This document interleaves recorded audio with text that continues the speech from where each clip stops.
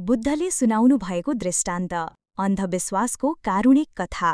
प्रस्तावना: मानव जीवनमा सोच, विश्वास र अनुभूतिको ठूलो भूमिका हुन्छ।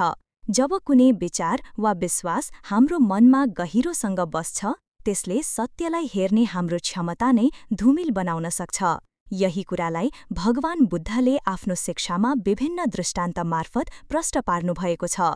बुद्धका दृष्टान्तहरू सरल भए तापनि अत्यन्त गहिरा हुन्छन्, जसले हाम्रो मनोविज्ञान, हाम्रो पीडा र जीवनका सत्यलाई स्पर्श गर्छन्। त्यस्तै एक प्रसिद्ध दृष्टान्त हो एक बाबु र उनको छोरा सम्बन्धी कथा। यो कथा केवल एक शोक सन्तप्त बाबुको बारेमा होइन, बरु यसले हाम्रो आफ्नै सोचको जालमा कसरी हामी फस्छौं भन्ने कुरा देखाउँछ। यहाँ हामी यस दृष्टान्तलाई विस्तृत रूपमा प्रस्तुत गर्दैछौं, जसले पाठकलाई भावनात्मक र दार्शनिक रूपमा गहिरो प्रभाव पार्नेछ। कथा: बाबु र छोरा। एउटा सानो गाउँमा एकजना बाबु आफ्नो सानो छोरासँग मिलेर सधैँ खुसीसाथ बस्थे। छोरा बाबुको आँखाको नानी थियो। परिवारमा आमाको निधन भइसकेको थियो र बाबुका लागि छोरा मात्र जीवनको सार बनेको थियो। उनी आफ्नो छोराको सानो सानो खुसीका लागि जिउँथे, सँगै खेल्थे, पढाउँथे र भविष्यको सुन्दर कल्पनामा रमाउँथे। एक दिन कामको सिलसिलामा बाबुलाई केही दिनका लागि टाघा जानु पर्यो। उनले छोरालाई घरमै छोडे, केही नजिकका मानिसहरूको हेरचाहमा। जब बाबु फर्किए, उनीले देखे कि गाउँमा डाँकाहरूको आक्रमण भइसकेको रहेछ। धेरै घरहरू जलाइएका थिए, जनधनको क्षति भएको थियो। उनी आफ्नो घर पुगे, तर त्यो पूरै खरानी भएको थियो। भग्नावशेषमा एउटा सानो बालकको जलेको शव भेटियो।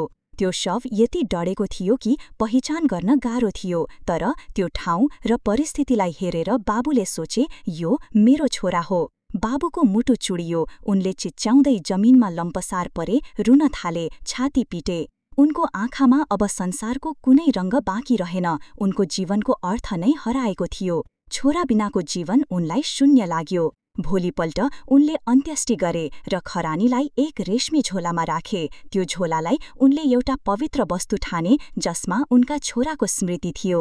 अब उनी जहाँ जान्थे त्यो झोला सँगै लैजान्थे। उनी हर पल त्यसलाई टोलाउँथे, छोराको यादमा आँसु बगाउँथे। उनी संसारबाट टाढा हुँदै गए। उनी अब मानिसहरूबाट अलग बस्न थाले, धेरै बोल्दैनथे र जीवनप्रति निराश बने। सत्यको आगमन। तर सत्य केही अर्कै थियो। वास्तवमा उनका छोरा मरेका थिएनन्। डाकाहरूले आक्रमण गर्दा उनलाई बन्धक बनाएका थिए। उनी अलि परको एउटा डाँडामा राखिएका थिए, जहाँ अरू केही गाउँका बच्चाहरू पनि थिए। ती डाकाहरू तिनीहरूलाई बन्धक बनाएर उपयोग गर्न चाहन्थे, कहिले जबरजस्ती श्रमका लागि, कहिले फिरौती माग्नका लागि। तर त्यो सानो छोराले हिम्मत हारेन। ऊ चतुर थियो, साहसी थियो। केही महिनापछि ऊ एक रात डाकाहरूको आँखाबाट बच्दै भाग्न सफल भयो।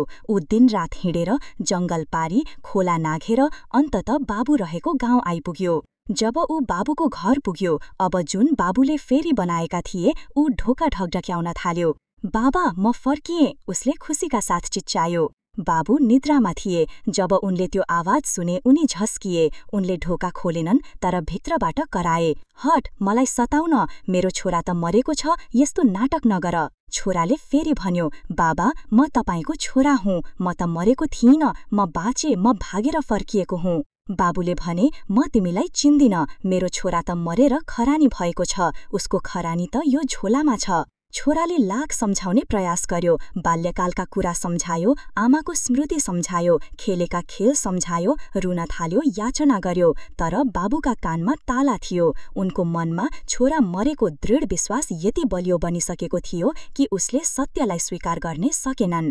अन्ततः निराश भएर त्यो बालक फर्कियो। त्यो झोला जुन बाबुले पवित्र सम्झेर बोकेका थिए, त्यही झोलाले उनमा यस्तो अन्धो विश्वास बसालिदियो कि उनले जीवित सत्यलाई नकारे।